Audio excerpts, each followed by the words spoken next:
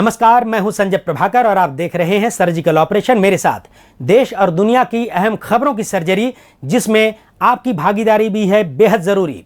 राजस्थान के कोटा में फंसे हजारों की संख्या में उत्तर प्रदेश के छात्रों को बसों का काफिला भेजकर मुख्यमंत्री योगी आदित्यनाथ ने उनको उनके घर तक सुरक्षित पहुंचा दिया है।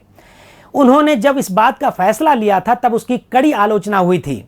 बिहार के मुख्यमंत्री नीतीश कुमार ने इसे एक खतरनाक कदम बताया था।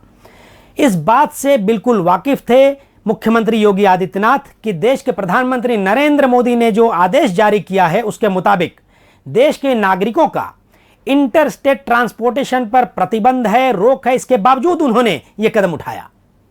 अब इस बात को लेकर कांग्रेस की नेता प्रियंका गांधी ने योगी आदित्यनाथ से एक अपील की है। सुनिए वो क्या कहती हैं। कई दिनों से जो यूपी के प्रवासी मजदूर अलग अलग प्रदेशों में फंसे हुए हैं उनसे मैं बात कर रही हूँ। मैंने राजस्थान में, दिल्ली में, सूरत में, इंदौर में, भोपाल में, मुंबई और अन्य प्रदेशों में फंसे हुए लोगों से बात की। उनकी सबसे बड़ी समस्या क्या है?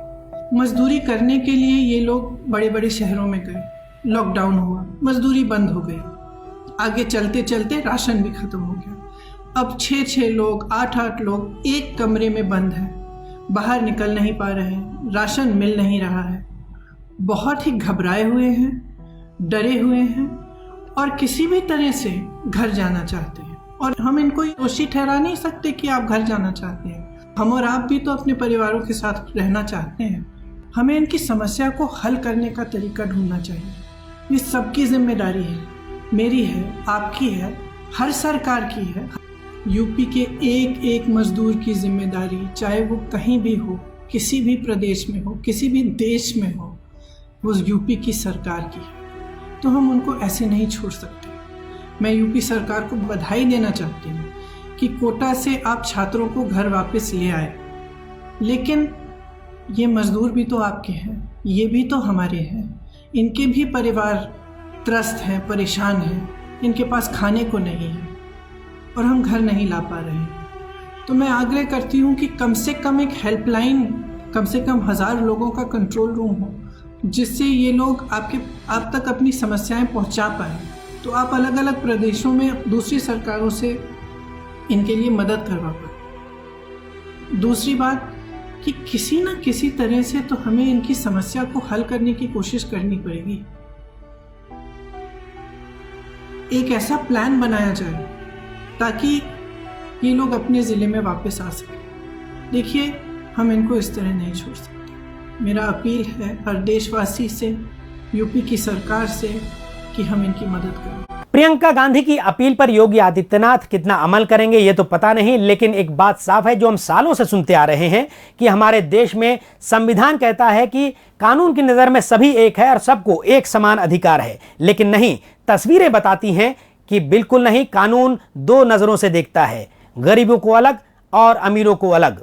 क्योंकि लॉकडाउन की जब पहली बार घोषणा हुई थी तब की तस्वीरें हमने दिल्ली में भी देखी थी कि गरीब किस तरीके से फंस गए, मुंबई में किस तरीके से फंस गए, सूरत में किस तरीके से फंस गए। यही हाल कई शहरों में गरीब मजदूरों का होगा, लेकिन उनको उनके गांव तक लाने के लिए कोई प्रबंध नहीं किया गया और न ही अभी तक कोई घोषणा हुई है। मैं योगी आदित्यनाथ से एक सवाल करना चाहता हूं, क्या उत्तर प्रदेश के छात्र सिर्फ कोटा में थे? बिल्कुल नहीं। देश के कई शहरों में उत्तर प्रदेश के छात्र इस समय फंसे हुए हैं। क्या उनको लाने के लिए कोई योजना बनी या फिर कोई फैसला लिया है आपने? मोदी जी, आप बताइए। अलग अलग राज्यों के हजारों नहीं लाखों की संख्या में छात्र अलग अलग इंस्टीट्यूट्स में पढ़ रहे हैं, वो भी फंसे हुए हैं। उनको लाने का क्या होगा? क्या उनको लाने के लिए कोई आपने निर्णय लिया है? बसों का इंतजाम है, फ्लाइट का इंतजाम किया है या फिर कोई स्पेशल ट्रेनें चलाई जा रही हैं? इस बात को लेकर हो सकता है आप जवाब ना दे पाएं, क्योंकि इस समय मामला खतरनाक बना हुआ है और योगी आदित्यनाथ ने आपके आदेश का उल्लंघन किया है। इसी मामले में MIM के सांसद इम्तियाज जलील ने भी नरेंद्र मोदी जी से एक सवाल किया है। सुनिए इम्तियाज जलील क्या सवाल कर रहे हैं। देखिए, औरंगाबाद एक एजुकेशन सिटी है और साथ ही साथ यहाँ पर उद्योग भी बहुत ज्यादा है। तो बहुत सारे मजदूर अलग अलग जगहों से यहाँ पर आए हुए हैं और जब से ये लॉकडाउन हुआ है, हर एक की ये कोशिश है कि ये अपने घर तक पहुंच जाए। स्टूडेंट्स के माता पिता पूरे देश भर के जो यहाँ पर पढ़ रहे हैं वो लोग चिंतित है। जैसा एक उदाहरण के तौर के ऊपर Indian institute of hotel management जो है, यहाँ पर तकरीबन बताया जाता है कि 600 के करीब स्टूडेंट्स यहाँ पर फंसे हुए हैं। अब इन लोगों के पेरेंट्स का स्वाभाविक है कुछ परेशान होना। वो चाहते हैं कि अपने बच्चे ऐसे वक्त के अंदर उनके करीब होना चाहिए, लेकिन जो सरकार का रवैया है, एक तरफ मोदी साहब ने कहा कि नहीं, इंटरस्टेट हम ट्रांसफर नहीं होने देंगे, तो फिर ये बताइएगा कि योगी सरकार ने जो गाड़ियां भेजकर, तकरीबन बताया जाता है कि 100 से बसेस भेजकर उन्होंने कोटा के अंदर जो उत्तर प्रदेश के बच्चे पढ़ रहे थे उनको अपने वहां पे बुला लिया। तो यहाँ पे जो बच्चे फंसे हुए हैं उन्हें अपने घर पे जाने की इजाजत क्यों नहीं दी जा रही है?